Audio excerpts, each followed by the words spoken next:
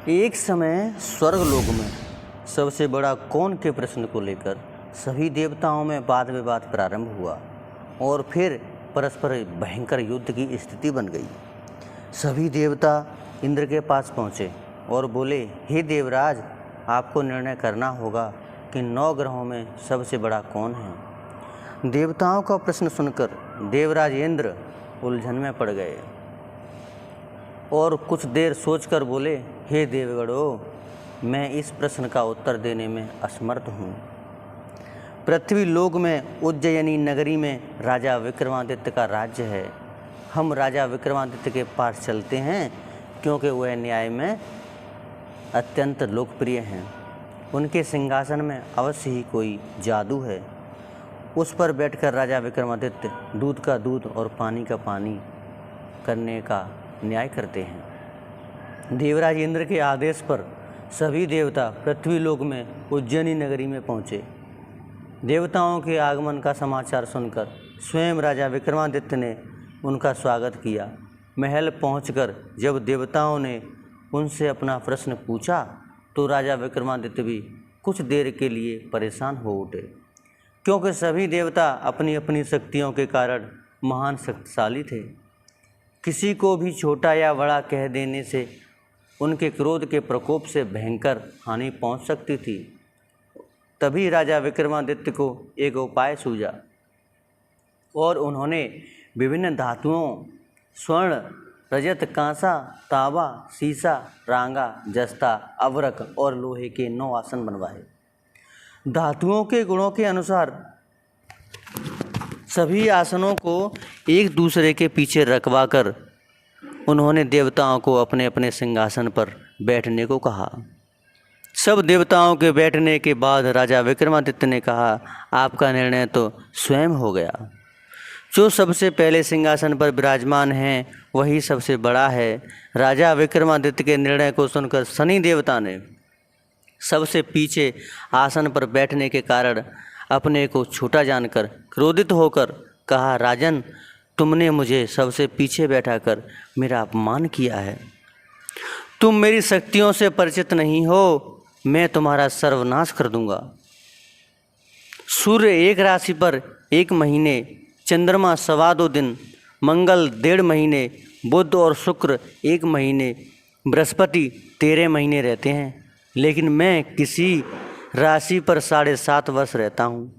बड़े बड़े देवताओं को अपने प्रकोप से आहत किया है। राम को 7.5 के कारण ही वन में जाकर रहना पड़ा और रावण को 7.5। दोस्तों, मैं यह वीडियो सिर्फ़ और सिर्फ अपने शौक़ के कारण और आपको शिक्षा प्रदान करने के लिए बनाता हूँ।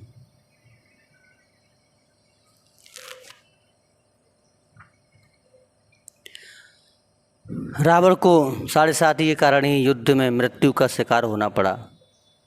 उसके वंश का सर्वनाश हो गया। राजा, अब तू भी मेरे प्रकोप से बच नहीं सकेगा।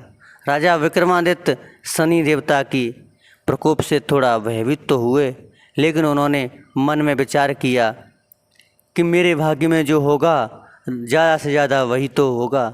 फिर शनि देवता से भयभीत होने की आवश्यकता क्या है। उसके बाद सभी देवी देवता तो प्रसन्नता के साथ वहाँ से चले गए, लेकिन शनि देव बड़े क्रोध के साथ वहाँ से विदा हुए। राजा विक्रमादित्य पहले की तरह ही न्याय करते रहे। राज्य में सभी स्त्री पुरुष बहुत आनंद से जीवन यापन कर रहे थे। कुछ दिन ऐसे ही बीत गए। विक्रमादित्य से बदला लेने के लिए एक दिन शनिदेव ने घोड़े के व्यापारी का रूप धारण किया और बहुत से घोड़ों के साथ उज्जैनी नगरी पहुँचे। राजा विक्रमादित्य ने राज्य में किसी घोड़े के व्यापारी के आने का समाचार सुना तो अपने अश्वपालकों को कुछ घोड़े खरीदने के लिए भेजा। अश्वपालकों ने वहां जाकर घोड़ों को देखा तो बहुत खुश हुआ, लेकिन घोड़ों का मूल्य सुनकर उसे बहुत हैरानी हुई। घोड़े बहुत कीमती थे। अश्वपालक ने जब वापस लौटकर इस संबंध में बताया तो राजा ने स्वयं आकर सुंदर और शक्तिशाली घोड़े को पसंद किया। घोड़े की चाल देखने के लिए राजा उस घोड़े पर सवार हुआ तो वह घोड़ा बिजली की तरह दौड़ पड़ा और दौड़ता हुआ घोड़ा राजा को दूर एक जंगल में ले गया और फिर राजा को वहां गिराकर जंगल में कहीं गायब हो गया। राजा अपने नगर को लौटने के लिए जंगल में भटकने लगा, लेकिन उसे लौटने का कोई रास्ता नहीं मिला। राजा को भूख प्यास लगाई। बहुत घूमने पर उसे एक चरवाहा मिला। राजा ने उससे पानी मांगा। पानी पीकर राजा ने उस चरवाहे को अपनी अंगूठी दी। फिर उसे रास्ता पूछकर जंगल से बाहर निकलकर पास के नगर में पहुंचा। राजा ने सेठ की दुकान पर बैठकर कुछ देर आराम किया। उस सेठ ने राजा से बातचीत की तो राजा ने उसे बताया कि मैं उज्जैन से आया हूँ। राजा के कुछ देर दुकान पर बैठने से सेठ जी की बहुत बिक्री हुई। सेठ ने राजा को बहुत भाग्यवान समझा और उसे अपने घर पर भोजन के लिए ले गया। सेठ के घर में सोने का हार खूंटी पर लटका हुआ था।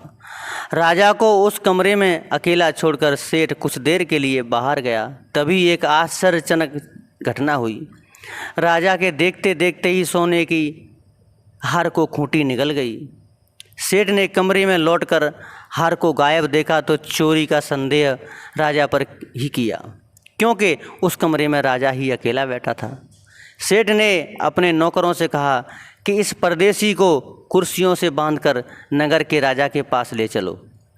राजा ने विक्रमादित्य से हार के बारे में पूछा तो उसने बताया कि उसके देखते ही देखते खूंटी ने हार को निगल लिया था। इस पर राजा ने क्रोधित होकर चोरी करने के अपराध में विक्रमादित्य के हाथ पांव काटने का आदेश दे दिया। राजा विक्रमादित्य के हाथ पांव काटकर उसे नगर के एक सड़क पर छोड़ दिया गया। उस दिन के बाद एक तेली उसे उठाकर अपने घर ले गया और उसे अपने कोलू पर बैठा दिया। राजा आवाज़ देकर बैलों को हाँकता रहता। इस तरह कोलू का बैल चलता रहा और राजा को भोजन मिलता रहा। शनि के प्रकोप की 7.5 पूरी होने पर वर्षा ऋतु प्रारंभ हुई। राजा विक्रमादित्य एक दिन मेघ मल्हार गा रहा था कि तभी नगर के राजा की लड़की राजकुमारी मोहिनी रथ पर सवार उस तेली के घर के पास से गुजरी। उसने मेघ मल्हार सुना तो उसे बहुत अच्छा लगा और दासी को भेजकर गाने वाले को बुला लाने को कहा। दासी ने लौटकर राजकुमारी को अपंग राजा के बारे में सब कुछ बता दिया। राजकुमारी उसके मेघ मल्हार पर बहुत मोहित हुई, अतः उसने सब कुछ जानकर भी अपंग राजा से विवाह करने का निश्चय कर लिया। राजकुमारी ने अपने माता पिता से जब यह बात कही तो वे हैरान रह गए। राजा को लगा कि उसकी बेटी पागल हो गई है। राजा ने मोहिनी को समझाया, बेटी तेरे भाग्य में तो किसी राजा की रानी बनना लिखा है, फिर तू उस अपंग से विवाह करके अपने पांव पर कुल्हाड़ी क्यों मार रही है। राजा ने किसी सुंदर राजकुमार से उसका विवाह करने की बात कही, लेकिन राजकुमारी ने अपनी जिद नहीं छोड़ी। अपनी जिद पूरी कराने के लिए उसने भोजन करना छोड़ दिया और प्राण त्याग देने का निश्चय कर लिया। राजा रानी को विवश होकर अपंग विक्रमादित्य से राजकुमारी का विवाह करना पड़ा। विवाह के बाद राजा विक्रमादित्य और राजकुमारी तेली के घर में रहने लगे। उसी रात स्वप्न में शनिदेव ने राजा से कहा, राजा तुमने मेरा प्रकोप देख लिया, मैंने तुम्हें अपने अपमान का दंड दिया है। राजा ने शनिदेव से क्षमा करने को कहा और प्रार्थना की, हे शनिदेव आपने इतना दुख मुझे दिया है, अन्य किसी को ना देना। शनिदेव ने कुछ सोचते हुए कहा, राजा मैं तेरी प्रार्थना स्वीकार करता हूँ।